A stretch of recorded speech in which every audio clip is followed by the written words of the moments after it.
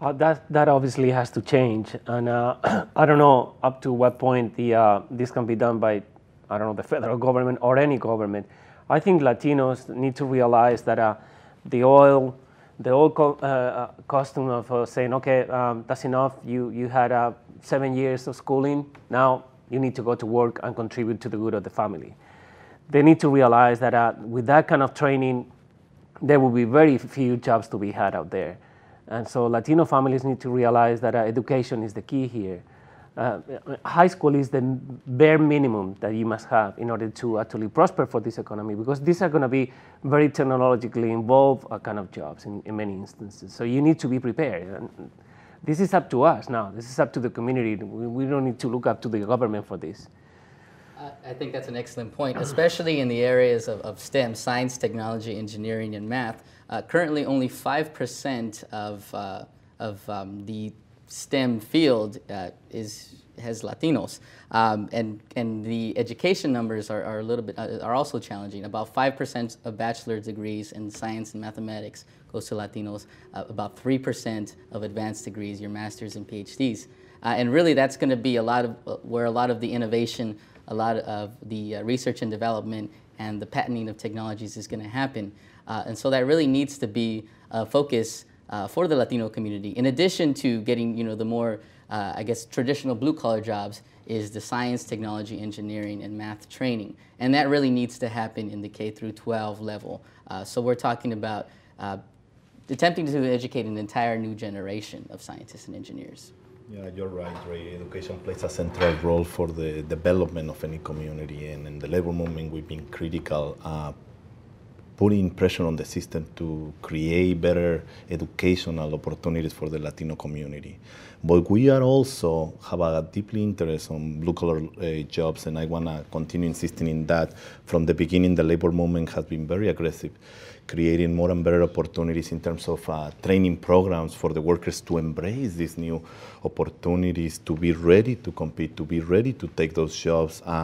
I can mention a number of unions that are already making sure that those workers that are unemployed or employed are taking those courses, SEIU, La UNA, which represent the construction workers, the United Steel Workers, the International Brotherhood of Electrical Workers, are all of them embracing these opportunities and training those workers to be ready to be competitive. It sounds like if you didn't do it the first time when you were a teenager, this gives you another shot at learning some of the things you should have learned. Unions are in the work of improving skills, improving knowledge, but is it as a practical matter? If you're working, whatever, 40 hours a week, 45 more, can you set aside time, if you're a young guy with a family, to do more training?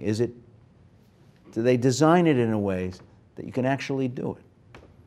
I think a lot of these programs are totally designed for the workers that are very occupied and that have families. And again, we need not to forget about the unemployed and the opportunities that we have for the unemployed Latino workers right now.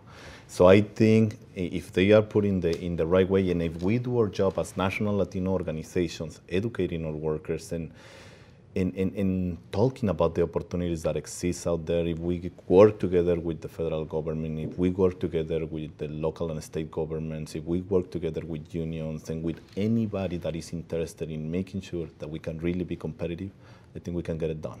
Jorge, I'm wondering how the landscape has been changed by the Adirond decision. And it doesn't usually come up on this television program, but there's a Supreme Court decision that basically did away with minority set-asides in public contracting.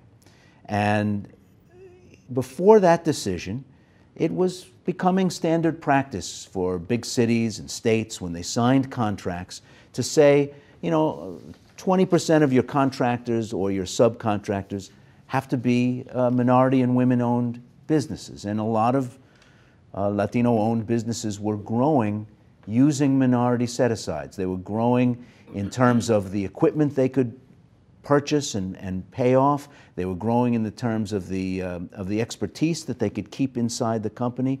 And that really changed the game. Are Latino small businesses able to play in this sector when there's already so many companies that are way out ahead?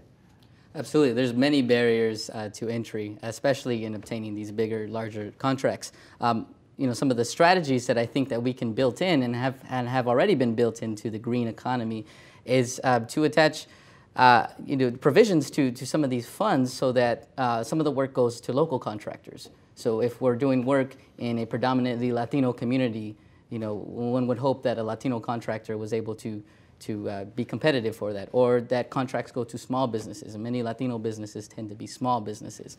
But I think that the other thing that is important is that we figure out a way to unlock some of the capital so that Latino businesses can actually begin to grow and thrive. Latinos are a very entrepreneurial-driven community. Latinos open business at twice the rate that non-Latinos do over the last decade.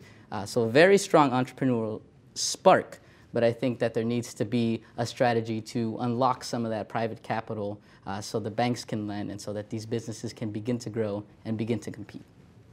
Very entrepreneurial, that's true, but I hope that we can have a greater share of some of the high-end, high-value business formation and a little less of the share of, and not that there's anything wrong with nail salons and auto detailing, they're low capital businesses, and if all you've got is your ambition and your smarts and you don't have a lot of money and you don't have a lot of training, that's a business that you can open.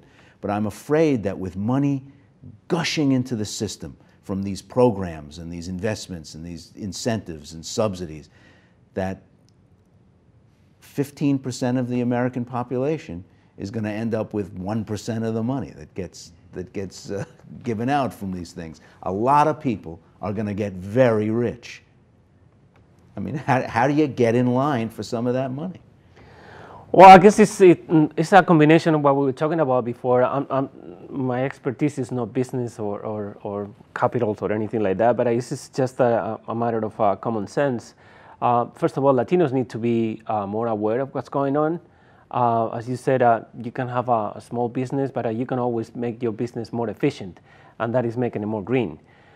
So that on one hand. On the other hand, of course, it has to be that on the part of the government, there should be a clear awareness that our community should be part of this, not only as workers of a green economy, but also as engines of the green economy, as entrepreneurs. It seems to me.